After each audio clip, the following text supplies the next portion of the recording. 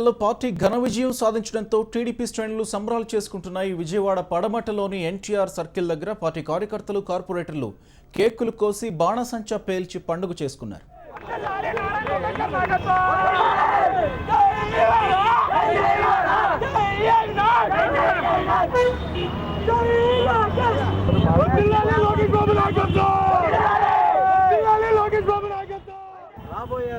రాబోయే రోజుల్లో కూడా టీడీపీ పార్టీ అఖండ మెజార్టీతో ఇంకా మరింత విజయంతో మరింత విజయంగా చంద్రబాబు నాయుడు గారి ఆధ్వర్యంలో మరింత ముందుకు వెళ్ళడానికి ఇది తాత్కాలికం అని చెప్తూ కర్నూలు, నెల్లూరు, కడపలో మాది అనుకునే చోట విజయం సాధించి చంద్రబాబు నాయుడు గారు, లోకేష్ గారు చేస్తున్నటువంటి ప్రజాసేవలను దృష్టిలో పెట్టుకుని విజయం సాధించడమైంది.